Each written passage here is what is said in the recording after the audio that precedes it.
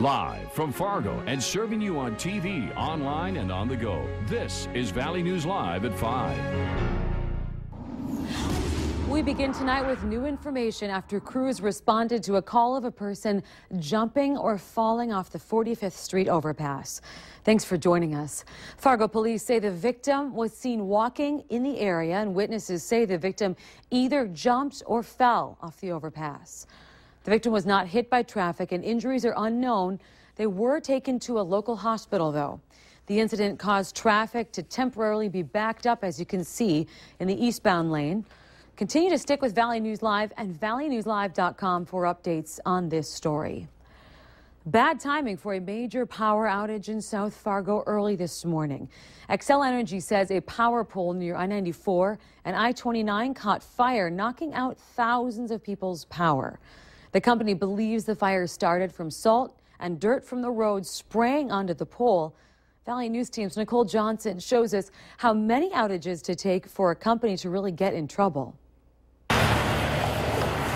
Somewhere around 4,000 people woke up with no power. I certainly understand the timing wasn't that great, right, as people were getting ready for work in the morning and kids going to school. Xcel Energy says the average customer has been without power for an hour over the last year. Cass County Electric says their average customer has been powerless 48 minutes. We hope that our reliability is good enough so that most of the time you just take it for granted, but it is complicated. Probably 4 or 5 years ago, we had robust discussion with Xcel Energy about how to improve the reliability in Fargo. Public Service Commissioner Brian Kolk says there isn't an exact number on how many outages are too many, but says discussions with Xcel Energy have been ongoing. I think the average customer understands that there's a big storm and they lose power. What they don't understand, it's a beautiful day and all of a sudden they lose power. So that's where the cause of the outage to us is probably the most important reason that we investigate it and then trying to figure out if we can remove those causes. In the case of this power outage, Xcel Energy says it's as big as it gets in a typical day. But I will say this, that the company has improved its outage numbers quite a bit. And so the trend line is going the right way. The challenge is that, and back to the goal, is zero. Nicole Johnson, Valley News Live. Xcel Energy says they are looking at using fiberglass power poles in the future to reduce the number of pole fires. A Minnesota college hockey player gets creative by using his love for ice and a recent cold snap. Take a look at this multicolored igloo. That's pretty cool. Mitch Fritz says it took him about 2 days to build it. He said he bought 500 bread tins and froze each brick inside at the same time with some food coloring. He said it was a fun project to complete and, of course, just a little bit of a way to pass time versus watching Netflix.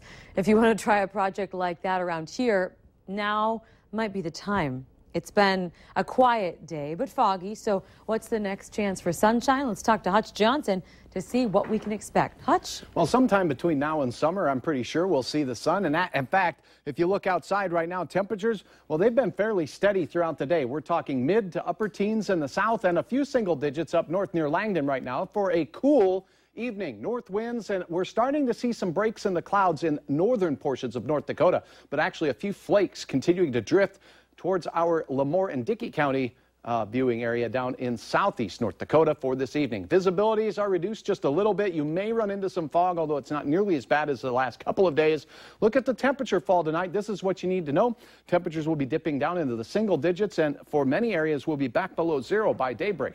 I'll have details on how low we go and if we will see the sun, when and where the best chance will be. Also a little bit of snow to talk about. Okay. We'll do that in a few moments. Snow will make for good igloo making then. If you're into making igloos with some food coloring, it might be pretty exactly. good. Yeah. All right, thanks, Hutch. Police have now identified the man who ran from them after ramming into a squad car last night as 30-year-old Jeffrey Garton, Jr. of Fargo. He's described as a white man, about 5'8", 180 pounds, with short hair. Here's a picture of him. His vehicle has been impounded by police. Police say Garton was going the wrong way down a one-way, but wouldn't pull over when an officer tried to stop him. They later found his car near Gooseberry Park and say Garton rammed one of the squad cars before running. Police say Garton does not present a specific threat to the public, but if you do see him, they say don't confront him, just call police. This is the second night just this week that police in the area blocked off a neighborhood to search for someone who ran from officers. The Wilton County Sheriff's Office has released an updated description of the suspect and the vehicle they are looking for in relation to a bank robbery last week. After closer review of this footage from Farmers State Bank in Rothsay, Minnesota, it's believed the vehicle they're searching for is a 2007 or newer Cadillac Escalade. The Sheriff's Office originally believed they may have been looking for a Ford SUV. The Sheriff's Office also provided an updated suspect description after reviewing footage and talking with the bank teller. The Sheriff's Office originally reported they were looking for a white man, but now they are looking for a person with a darker skin tone. But they say the race of the suspect is unknown. The bank was robbed at gunpoint last Tuesday. Officers say the man pointed a gun at the teller and demanded money. Now, if you know anything about this case, you're asked to contact the Wilton County Sheriff's Office. Senator Heidi Heitkamp is pressing U.S. Postmaster General on the need to improve mail delivery and service for customers. This follows several reports from Valley News Live about poor mail delivery service in the Woodhaven neighborhood of South Fargo. Now, Heitkamp said in a hearing this morning they need to work quickly to improve delivery performance. She says she has been working with Woodhaven residents since December, when our story first aired. Heitkamp says it is not a problem just in Fargo, but many rural areas in North Dakota are also being impacted by cuts to mail service. We have much more on this story on valleynewslive.com. Now, if you ever need help uncovering fraud, corruption, or any issue in your community, call our whistleblower hotline at 701-237-6576. Leave your tip, and a member of our investigative team will get on the case and go to work to expose the truth. The North Dakota Public Service Commission asked a lot of questions during a proposal of a refined petroleum pipeline that might be built in Cass County. New Star Pipeline Operating Partnership wants to build an almost 8-mile-long pipeline near Prosper, North Dakota. It would end 2 miles southeast of Mapleton, North Dakota.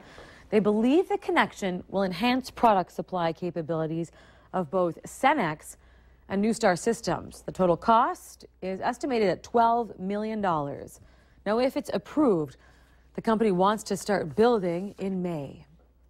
As their new stadium is rising, the Minnesota Vikings are eyeing a move east of the Mississippi River. The team's new potential neighbors are ready to welcome them with open arms.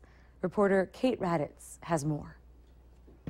Winter Park has served as the Minnesota Vikings headquarters in Eden Prairie for 35 years. But now the team's eyes are set on land across town in Eagan. We're very excited. I think the purchase of the land moves us and the Minnesota Vikings, I think, one step closer. The 185-acre space, just 20 minutes south of U.S. Bank Stadium, was once home to Northwest Airlines headquarters. They left a lot of space out there that really has been untouched by development. So it's a really prime site. In their preliminary plans announced last year, the Vikings proposed moving their headquarters and training facility, but also included a small stadium, outdoor fields, event center, and possibly a Hall of Fame. My understanding is they intend to raise and build new in terms of reusing the buildings as opposed to that. But again, I'm not positive on that. That really is more a call of the Vikings. Vikings owner Ziggy Wilf said the purchase of the land offers an opportunity to transform a vacant piece of property for the benefit of the community and the region. Owner Mark Wilf was more cautious about the deal, saying, while completing the purchase is the next step in the potential relocation of the team's headquarters and training facility, several steps remain before a conclusion is reached. It's been the buzz around the community. I think them actually closing on the land, again, just moves us one step closer. If the Vikings are cleared by planning committees and the city council, they could break ground on the new facilities by May. Well, the melting and that freezing cycle that we have going on here on the roads means a lot of people are driving with dirty cars. Chemicals, salt and sand residue can be harmful to your car if you don't clean it off. The salt, while de-icing the roads, can also depaint your car and actually cause rust if it's on there too long. Wheels can fill up with snow and ice, which also can cause vibration on the road. Don's Car Wash managers say they use warm water to help melt everything off. Here we offer some wax, which protects the paint. It kind of bonds to the finish, gives a little protection, shine. They also do like an underbody rust inhibitor, which kind of helps prevent the rust from happening in the first place. And then if you are planning on getting a car wash, they also suggest after the work to do the locks, open the doors and trunk to make sure they don't freeze since it is so cold out there.